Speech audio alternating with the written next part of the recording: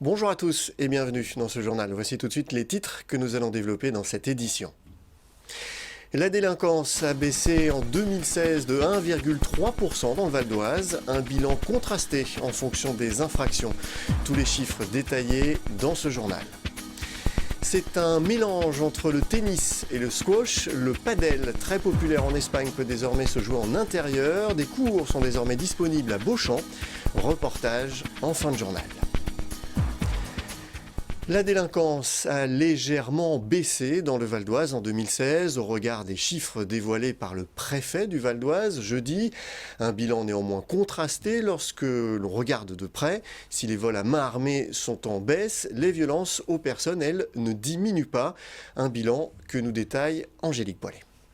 La délinquance a diminué de 1,2% en 2016 par rapport à 2015. 75 323 faits commis dans le Val d'Oise l'année dernière, contre 76 218 en 2015. Un résultat encourageant pour le préfet du Val d'Oise, qui tempère néanmoins ses résultats. On constate pour la 4e année consécutive une baisse de la délinquance, une baisse de l'ordre de 1% chaque année, mais une baisse. Donc c'est une baisse globale, incontestable et qui se confirme, mais c'est aussi une baisse que l'on ne retrouve pas dans tous les items de la délinquance, dans toutes les catégories de la délinquance. Ce bilan est en effet contrasté. Parmi les chiffres en amélioration, le nombre de braquages en baisse de 13%, 52 moins en un an. Autre baisse significative, le nombre de destructions et de dégradations, moins 19,9% en un an, et ce, malgré les événements survenus à Beaumont-sur-Oise. D'autres types de faits, eux, sont en hausse ou en tout cas ne diminuent pas. À commencer par les violences aux personnes, plus 1,8% par rapport à 2015, avec plus de 14 285 faits enregistrés en 2016. Les vols avec violence et les violences non crapuleuses ne parviennent pas à baisser. Un chiffre préoccupant pour les forces de l'ordre. Alors les vols-violences, pourquoi bien sûr ça nous préoccupe? Parce que tout d'abord ce sont des infractions traumatisantes pour les victimes. Et puis surtout on constate, et ça maintenant depuis plusieurs années, c'est une délinquance essentiellement commise par des mineurs. Il faut savoir quand même que la part des mineurs mis en cause dans les vols-violences est de 65%, qui est un chiffre quand même vraiment trop important. Les violences sexuelles, agressions, harcèlement et viols, elles, connaissent une hausse importante, plus 28,7%. Une augmentation à nuancer par une plus forte disposition des victimes à porter plainte ces dernières années. Côté cambriolage, les chiffres restent quasi identiques, aux environs de 6 700, avec un phénomène totalement nouveau auquel ont été confrontés les gendarmes l'année dernière. C'est l'arrivée d'organisations mafieuses nouvelles, notamment de gens qui viennent d'Amérique latine, de Chili, de Colombie, qui arrivent en Espagne, qui sont recueillis, aidés par des gens issus des milieux roumains sur la plaque parisienne et qui vont commettre de nombreux faits, je vous dis, entre 5 et 10 par jour, quand ils travaillent bien. Et une fois qu'ils ont travaillé, rapatrient notamment les bijoux qui sont fondus. Et il y a un partage entre, on va dire, ceux qui les accueillent et eux. Et puis après, ils rentrent en Amérique latine. Donc ça, c'est quelque chose de totalement nouveau qu'on n'avait pas avant. Plusieurs réseaux organisés ont ainsi été démantelés l'année dernière. Enfin, concernant les homicides, le Val d'Oise en a comptabilisé 3 l'année dernière. En bref, il fallait être vigilant ce vendredi matin sur les routes du Val d'Oise. Le verglas a rendu l'utilisation des routes et des trottoirs compliqués et provoqué plusieurs accidents. Ce matin, les pompiers ont compté déjà plus d'une centaine d'interventions liées à l'épisode de verglas, notamment dans l'est du département.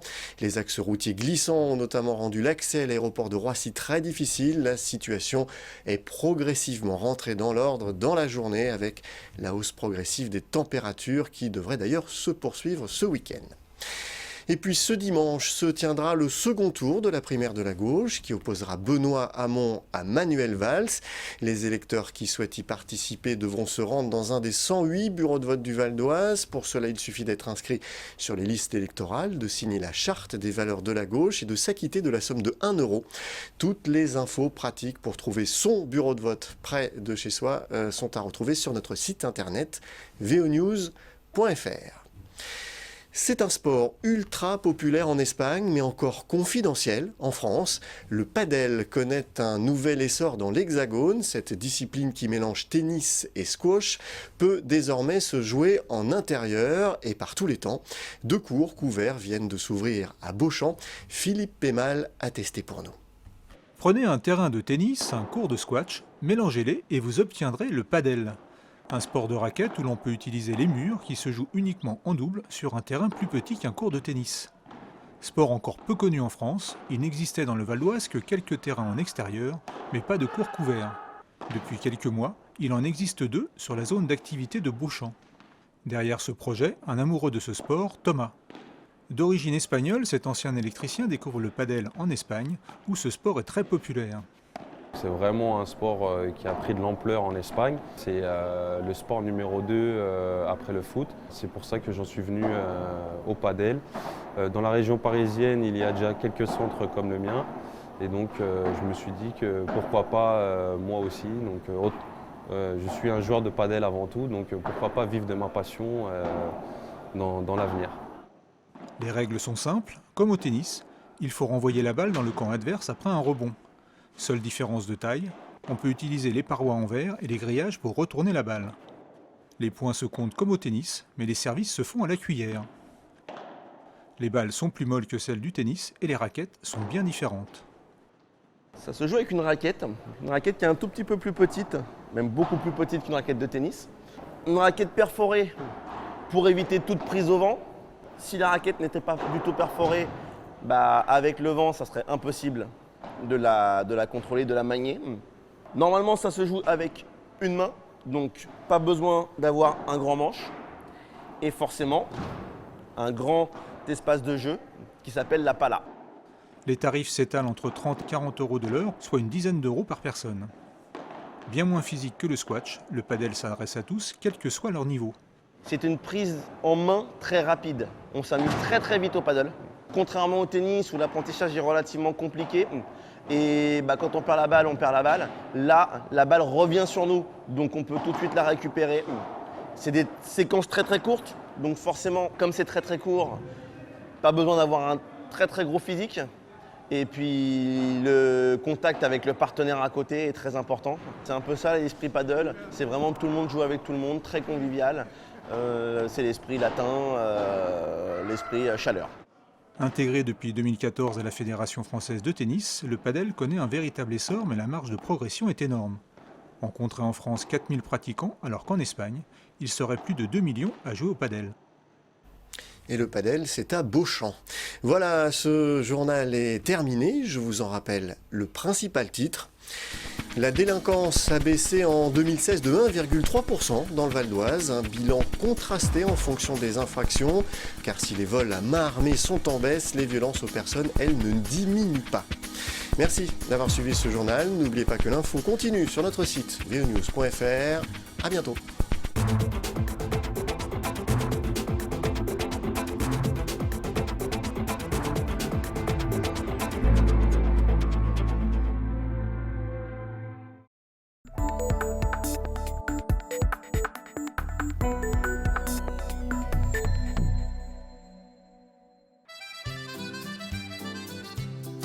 Bienvenue à Mériel, à quelques kilomètres d'Auvers-sur-Oise. C'est ici, dans cette maison étroite, que vécut un certain Jean Moncorgé, plus connu sous le nom de Jean Gabin. L'artiste va y vivre toute son enfance et une partie de son adolescence. Pour ne pas oublier son illustre résident, la ville lui a consacré un musée. Devant l'entrée, sur la place qui porte son nom, un buste créé par l'acteur et sculpteur Jean Marais accueille les visiteurs. Alors le musée, il est né à partir du livre qu'André Brunelin a écrit. Donc André Brunelin, c'était le secrétaire et l'ami personnel de Jean Gabin. Et après avoir écrit son livre, il est venu rencontrer le maire de l'époque, qui était Michel Rigolet, pour essayer de mettre quelque chose en place dans la ville de naissance de Jean Gabin. Puisque Jean Gabin est arrivé à Mériel, il avait 3 jours. Il est né à Paris et sa maman l'a ramené tout de suite à Mériel.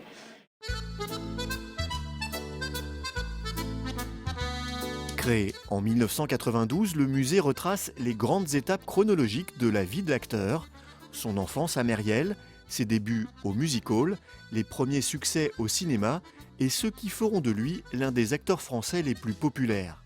On est venu visiter pour voir, parce qu'on l'aime bien déjà. Il est beau gosse. Oui, et puis c'était notre jeunesse. Quoi. Eh oui. On courait tout le temps, quand il y avait un film avec Jean Gabin, on courait tout le temps. Quoi. Après, la vie, on le connaît moins bien, c'est pour ça qu'on vient un petit peu au musée, justement, pour découvrir un petit peu sa vie, découvrir un petit peu le personnage en dehors de sa carrière cinématographique. Alors, on y trouve des objets personnels ayant appartenu à Jean Gabin, on y trouve des costumes qu'il a portés dans ses films, on y trouve des affiches de films. En grande majorité, ce sont des dons de la famille, des objets donnés par la famille, des objets, je pense aussi, certains venant d'André Brunelin, et puis des affiches ou des choses qui sont quelquefois vendues aux enchères et que la Société des Amis rachète. Dès qu'on a une occasion de racheter quelque chose, on le fait.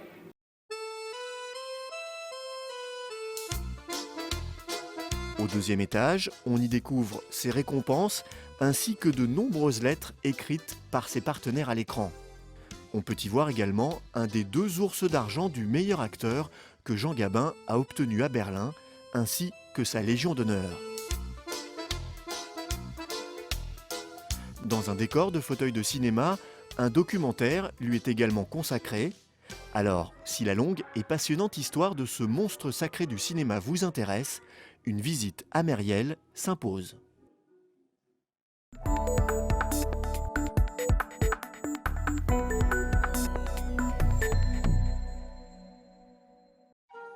C'est l'une des œuvres les plus importantes du musée de la Renaissance. 7 mètres de large, presque 5 de haut, les 10 tapisseries qui composent la tenture de David et Bethzabée imposent le respect. Créée par des artisans flamands au début du XVIe siècle, elle est considérée comme l'un des chefs-d'œuvre de la tapisserie de la Renaissance. Lorsqu'on les met bout à bout, ces tapisseries mesurent plus de 70 mètres de long et elles rassemblent environ 600 personnages. Donc c'est une tenture exceptionnelle par ses dimensions. Il faut imaginer que plusieurs métiers étaient mis en route en même temps pour pouvoir livrer la tenture en temps voulu. On imagine que ces 10 pièces ont été tissées à peu près en 5 ans, ce qui est une durée relativement courte finalement compte tenu du travail qu'il y a à faire pour les lissiers. Cette tenture raconte la liaison adultère du roi David et de Bethzabée, la femme de l'un de ses soldats. Marié à une femme stérile, David fera tout pour se marier avec Bethzabée jusqu'à envoyer son mari à la mort. De cette union naîtra le fameux roi d'Israël, Salomon. Cette histoire va inspirer le roi d'Angleterre, Henri VIII.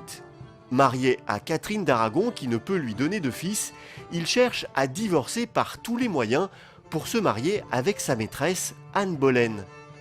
Henri VIII achète la tenture en 1528 et fera de cet épisode biblique l'illustration de sa propre histoire.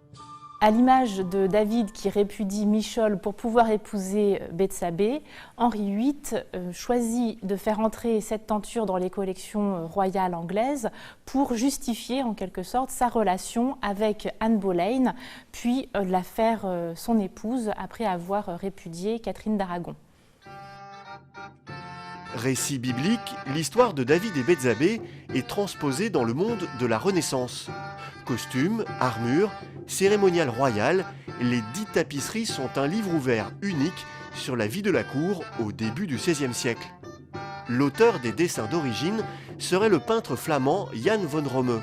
La précision des personnages, de tous les détails que l'on peut voir sur cette tapisserie est en partie due aux modèles qui ont servi pour les lissiers, des modèles que l'on attribue au peintre Jan van Rome, qui était un des plus grands artistes de la période. Et l'on sait que Jan van Rome a livré de très nombreuses œuvres d'art à Marguerite d'Autriche, qui est vraisemblablement la commanditaire de ces 10 tapisseries. La tenture fait partie des collections permanentes du musée de la Renaissance d'Écouen et elle est visible toute l'année.